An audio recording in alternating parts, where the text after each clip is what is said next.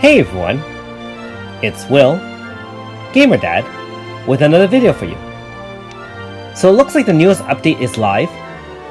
Now bear in mind, you don't have to go to the App Store, at least for iOS. Now I'm not sure about Android. Because we're already on the newest version, which is 2.1.300, all you have to do is force close the app, and then reopen, and it'll update in-game. So you'll have the white main screen, and it'll say confirming updates, and so on and so forth. I'm sure you are all fully aware of how that works, and I know that Eden sometimes has a lot of problems with updating, so keep that in mind, but looks like this one has dropped on time for a change. Now if you haven't already, make sure you like and subscribe to my channel. I really appreciate it. I also do have a Patreon account for those who want to support me this way. So, of course, this is the first of 5 battles in order to unlock AS Gariyu. And in order to start this, we are actually at Unigan. So just warp over there and you'll see a red exclamation mark similar to other encounter battles. You know, like Azami or Serene, all those kind of battles. And of course, just press on it and you'll be able to start the dialogue. So it looks like some shady sorcerer has challenged Gariyu and says that his fire powers are not the most powerful in the world. And I will say that Gariyu is a really cocky person, of course, and he's going to prove his worth as the Grand Flamemancer. I will also say, so far, that I've finished playing this first battle, the dialogue seems to be translated pretty well, although there are a couple of grammatical and spelling errors. And again, that's to be expected because they have translated this directly from Japan to, you know, not only English, but a lot of other languages. And at the end of the day, I don't really mind. As long as the gameplay and overall storyline is great, the minor typos don't really bother me too much. Okay, so after the first encounter in Unigan, we're going to warp to ancient battlefield. And of course the dialogue does tell you that, so if you haven't watched this video, you'll still be able to follow along and warp over here. So it looks like the sorcerer is saying that we have to, I guess, resurrect an old Ember dragon in order to fight it at its true form and prove ourselves worthy of getting all the elemental fire powers. Now if you recall Gariyu's third quest, he did have to beat a flame salamander of his own in order to capture that elemental power. Alright, so looks like the dragon crystal is what is going to be kind of capturing the power and reviving. I hope you guys don't mind that I am showing the full dialogue before the battles, and the reason for that is some of you are already obviously well into the game and able to challenge this right away, while others and many of my subscribers haven't gotten to this point where they've even unlocked a 5-star Gariyu. Keep in mind that you do need a full 5-star Gariyu, and you need to have finished all 3 quests, and the third quest is only unlocked, of course, once you do have a 5-star version. And so I do have the dialogue included for those who haven't got to the point and still want to watch to learn about Gariyu ahead of time. I will also say that in general, even though these encounters and the focus of the encounters is to fight the 5 battles and quickly get to our AS Gariyu and unlock the zone system, I still don't mind reading and interacting with the dialogue in the game. And I think I mentioned this many times when I have done you know, dialogue videos and walkthroughs.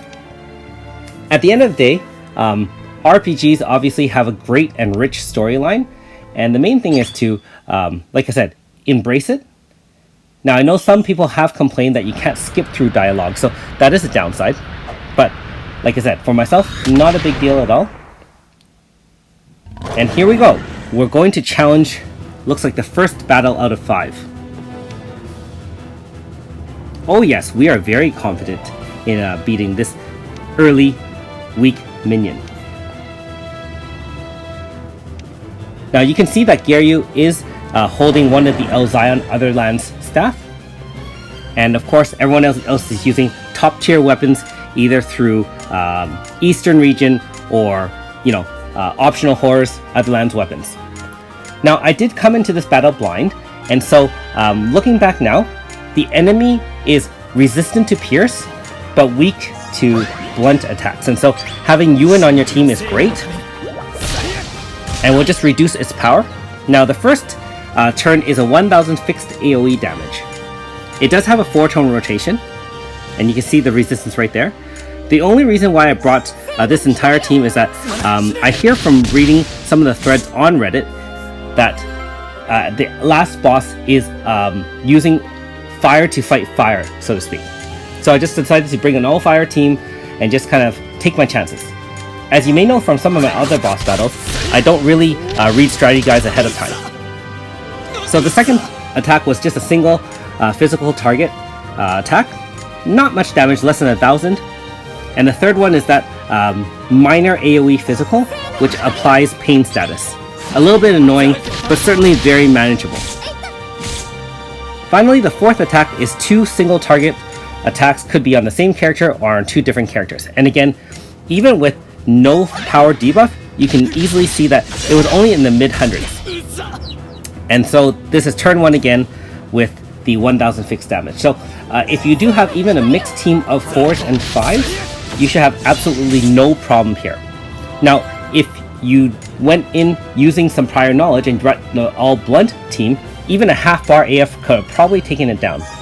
Now for myself, I'm not using an AF bar, not to be cocky or anything, but more to prepare myself for the second and third fights. Being that, like I said, I haven't checked out any strategy guides in terms of what to do. Either way, this particular boss isn't too challenging, and a couple more hits will end it. And there you have it. So the first boss is down. Now, one last thing I will mention is that this is very similar to the Rika encounter battles to unlock her 5-star form.